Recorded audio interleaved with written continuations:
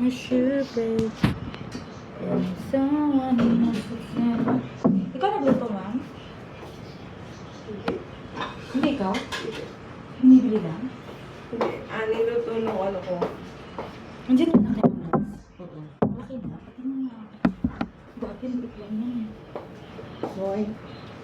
Ang laki na. Maliit ko yun siya. Ito na rin akong hindi nakapag-massage kaya ako. Wala naman na si Kim, di ba? Oo nga. Nakaalis na nga ito eh.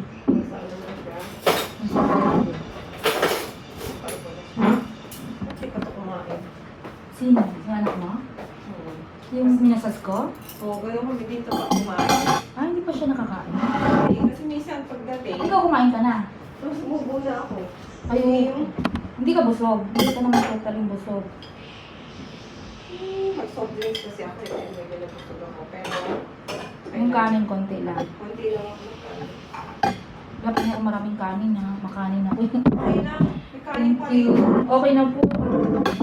Hindi kami kaya nga sabi ko sa kanya kanina, hindi pa lang ng sakto lang sa akin kasi sayang. Ah, siya nagluto? Saing. Yung lalaki mo? Ah, yung kanin. Kanin, siya lang. Yung ulam?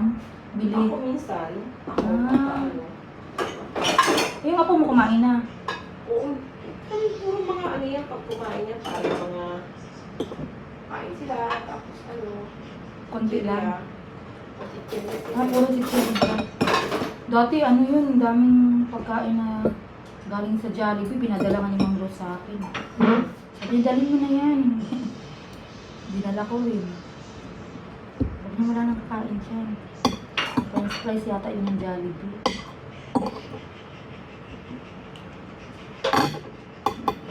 Masusulat ang asawa mo yun, yung paan, ay yung anak mo, yung paan niya. Paalang niya. Si Yung Be? anak mo. Yung time na yun. Ayaw niya sa katawan niya. 30 minutes yata yun sa paan niya. Tapos natawa ako kay Kim. Kasi tinubuan niya. Tapos sabi niya, sis, tapos na massage yung kapatid ko. Oo. Sabi niya, punta ka na dito. Pagpunta ko dun sa kanya, libre na siya ng massage. Alam mo magkano singil niya sa kapatid niya? 800 ang oras. 1.6 sa 2 oras.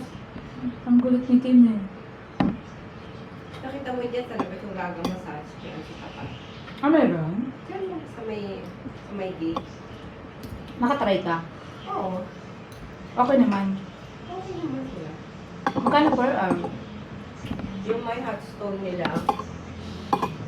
500 din yata. Sumuta ko. 500 lang ano. Yung mayroong hot stone din. Akin na? Thank you so much. Thank you for the review. Ang sarap ng Makapagod ka buhay. eh. Makapagod ka yung mag-inilin. Hindi po kaya pare-pareho ang mga kliyente, mama. Meron din hindi walang pakialam na pagkain. Pero kanina nagbanggit ka kasi kaya i-remind kita, sabi ko kakain, may pagkain. Kasi nagbanggit ka kanina eh. Kaya sabi ko pa pakainin ako nito. Siyempre, bumiyay ka alangan ng oras. Walang kulinis. Si Ma'am Rose nagpapakain din yun. Mabait din si Ma'am Rose. Si Sis Kim din. Ang nagpapakain sa akin yung papa niya. Papanig Si Sis Kim. Oo. Andun pa kaya yun? Andun siguro kasi yun lang nakatira sa kanya eh. Doon yung nakatira. sa papa niya. Hindi magiging ko ng papa niya kasi yung mga gamit niya pinagtatapon. Ni papa niya? Bakit? Sobrang dami niya eh. Nagagalit si Sis Kim kasi may mga memories daw yung mga gamit niya. Bakit naman niya itatapon? Pwede namang i-box. Ay, hindi ba? Pinamimigay. Oo. Binimigay niya. Ayaw na Sis Kim kasi may mga memories daw yung mga damit niya. Kailangan siya lang daw mag-decide kung anong damit ang bibigay. Pamimigay niya. Siyempre.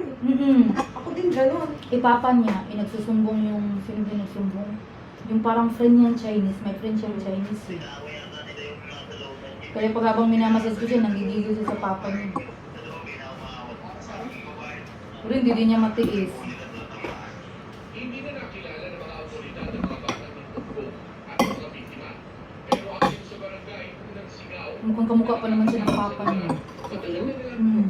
Kamukha sila. So, nakita yung papa niya. Hindi ako siya. Pogi. Ang akala ko kamukha ni kay mama niya. Maganda rin siya. Pogi ang papa niya. Yung pangkad na payat. Retired, ano yata yun? Retired school. Ay, hindi security guard. Ang maganda si mama niya.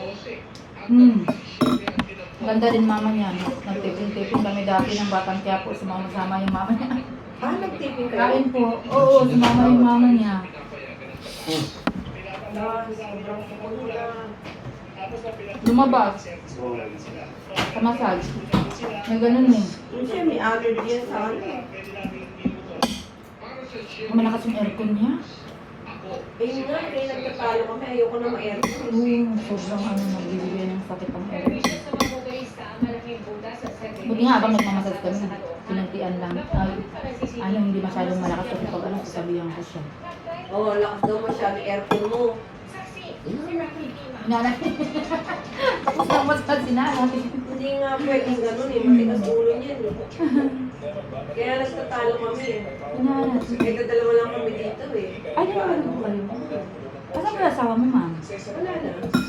Kaya ka rin. Anong year siya namatay? 10 years? Ah, more than mga 10 years, 15 years na. Ano ba namatay? Expect ko lang. Seryoso? Hindi walay kami. Ah. Oo. Lain mo. Kumain ka lang, sir. Pagka ano, dyan siya, dyan ako sa kabila na tutulog. Ah. Kasi dyan, Ay, oo, dalawa lang pala anak mo, no? Apat? Lalaki. Apat? Nasaan yung dalawa? yung isa, nandun sa Bonnie. Kasi doon yung destino niya. Malapit siya May doon. mga anak na rin. Malapit.